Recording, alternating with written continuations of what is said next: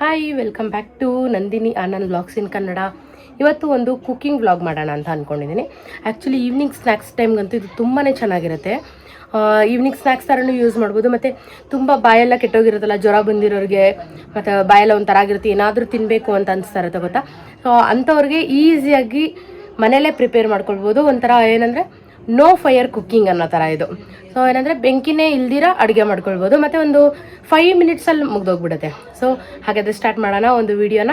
ಇದಕ್ಕೆ ಬೇಕಾಗಿರೋಂಥ ಐಟಮ್ಸ್ ಏನಂತ ನಿಮಗೆ ಫಸ್ಟ್ ತೋರಿಸ್ತೀನಿ, ನೋಡಿ ನೀವು ಕೂಡ ಮನೇಲಿ ಒಂದ್ಸಲಿ ಮಾಡ್ಕೊಳ್ಳಿ. ಈವ್ನಿಂಗ್ ಸ್ನ್ಯಾಕ್ಸ್ ಟೈಮ್ಗೆ ಅಂತೂ ತುಂಬಾ ಚೆನ್ನಾಗಿರುತ್ತೆ. ತೆಂಗಿನಕಾಯಿ ಒಂದು 10 ಮೆಣಸಿನ್ಕಾಯಿ ಹಾಕ್ತಾಯಿದ್ದೀನಿ.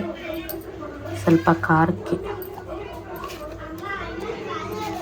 ಖಾರ ಇದಿಷ್ಟೇ ಹಾಕೋದು ನಾನು. ಸೊ ಅದರಿಂದ ಒಂದು 10ರಿಂದ 11 ಹಸಿಮೆಣ್ಸಿನ್ಕಾಯಿ, ತೆಂಗಿನಕಾಯಿ, ಹಸಿಮೆಣ್ಸಿನ್ಕಾಯಿ, ದೊಡ್ಡದಾಗಿ ಇರೋಂಥ ಒಂದು 3 ಬೆಳ್ಳುಳ್ಳಿ, ಇದಿಷ್ಟನ್ನ ಗ್ರೈಂಡ್ ಮಾಡ್ಕೊಳ್ಳೋಣ. ತರ್ತರಿಯಾಗಿ ನೀರು ಏನೂ ಹಾಕಬಾರ್ದು, ಹಾಗೆ ಗ್ರೈಂಡ್ ಮಾಡ್ಕೋಬೇಕು. ಈ ಥರ ತರ್ತರಿಯಾಗಿ ರೆಡಿ ಮಾಡ್ಕೋಬೇಕು ಪೇಸ್ಟ್.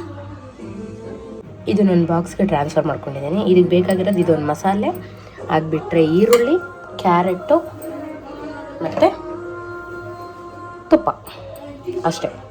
ಸ್ಟಾರ್ಟ್ ಮಾಡೋಣ. ಏನಾಗ್ತದೆ ಇವಾಗ? ಫಸ್ಟ್ ಇಲ್ಲಿ ಕಡಲೆಪುರಿ ಹಾಕಿದ್ದೀನಿ. ಸ್ಪೆಷಲ್ಲೇ ಗೀ ಪುರಿ ಅಂತ.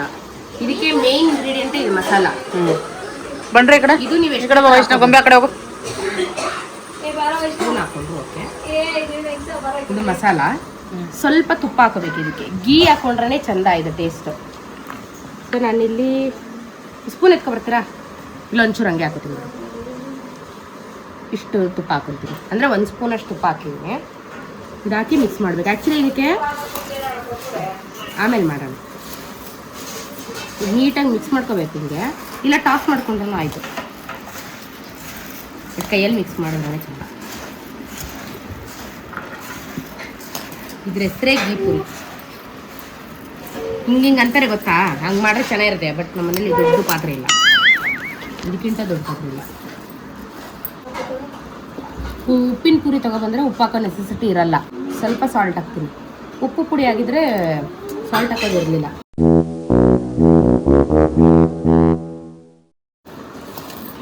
ತಿನ್ನ ಕಡೆ ನೋಡ್ತಾನೆ. ಲಡ್ಡು ಬೇಕು ಬಂದ ನಿಮಗೆ. ಈಗ ಇದಕ್ಕೆ ಸ್ವಲ್ಪ ಈರುಳ್ಳಿ ಹಾಕಿ ತೋರಿಸು.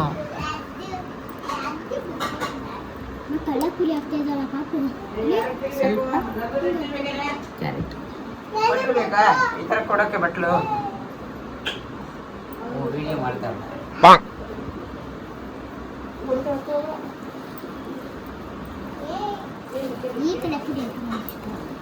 ಪುಡಿ ಮಾಡಬೇಕಾ? ಪುಡಿ ಆಯ್ತು. ಪುಡಿ ಮಾಡ ಅದೆಲ್ಲ ಏನಿಲ್ಲ, ಇದು ಸಿಂಪಲ್ ಇಷ್ಟೇ. ಕ್ಯಾರೆಟ್ ಈರುಳ್ಳಿ ಹಾಕಿಲ್ಲ ಅಂದ್ರೂ ಬರೀದೇ ಮಾಡ್ಕೊಂಡು ತಿಂದ್ರೂ ಚೆನ್ನಾಗಿರುತ್ತೆ. ಪುಡಿ ಮಾಡೋಣ ಇರು. ಇರೇ 1 ನಿಮಿಷ. ಪುಡಿ ಬಂದಿಲ್ಲ. ಪುಡಿ ಬಂದಿಲ್ಲ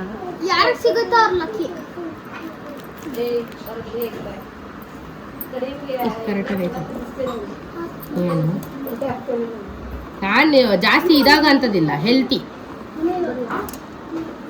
ಅವಾಗ ಸ್ವಲ್ಪ ಇದು ಇರಬೇಕು, ಈ ಥರ ಸ್ನ್ಯಾಕ್ಸ್ ಇರಬೇಕು. ನೋಡು ಬಂಗಾರಿ, ಕರೆಕ್ಟಾಗಿ ಉಪ್ಪು ಅಂತ.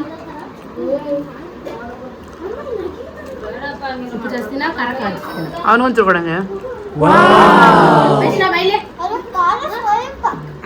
ಇಲ್ಲಿ ಪೇಪರ್ ಹಾಕೊಡ್ತೀನಿ. ಪೇಪರ್ ಎತ್ಕೊಬೋಗ್ತಾರೆ ಎಲ್ರಿಗೂ. ನೀನೊಂಚೂರು ಟೇಸ್ಟ್ ಮಾಡೋದು. ಒಂಚೂರು ಸ್ಮೆಲ್ ಬರಲ್ಲ ನೋಡ್ಬೇಕಾರೆ.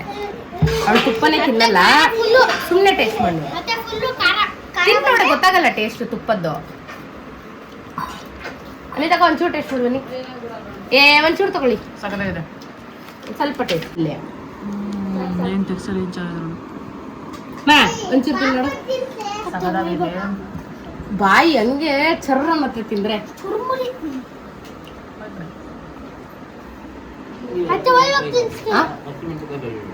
ಹಸಿಮೆಣಸಿನಕಾಯಿ ಬೆಳ್ಳುಳ್ಳಿ ಅಷ್ಟೇ. ಹೆಂಗೈತೆ ಅಮ್ಮನ್ಗ? ಇರು ಹಾಕೊಟ್ಬಿಡ್ತೀನಿ ಎಲ್ರಿಗೂ. ಪೇಪರ್ ಕೊಡು ಬಂಗಾರಿ.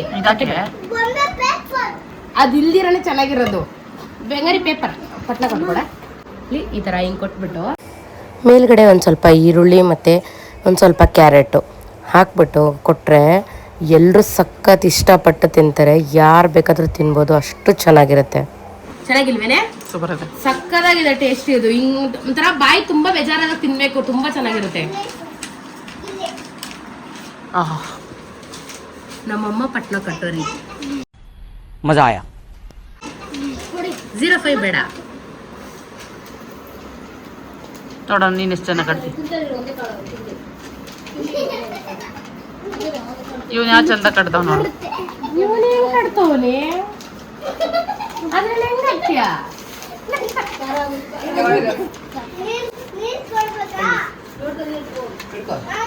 ಇದು ರಾಜಣ್ಣ ಹೇಳ್ಕೊಟ್ಟಿದ್ದ ರೆಸಿಪಿ, ಸಖತ್ತಾಗಿದೆ ಮಾತ್ರ. ನಾನು ಮೇಘನ ಎಷ್ಟು ಇಸ್ಕೊಂಡು ಓದಾಗೆಲ್ಲ ಬೇಲ್ಪುರಿ ಅಂದ್ರೆ ಸಾಕು, ನಮ್ಮ ಕೇಳ್ತಾ ಇದ್ದ ರಾಜಣ್ಣ ಗೀಪುರಿ, ರಾಜಣ್ಣ ಗೀಪುರಿ, ಇದೊಂದೇ ಕೇಳ್ತಿದ್ವಿ ನಾವು. ಏನಿದೆ ಸರ್? ಗೀಪುರಿ. ಗೀಪುರಿ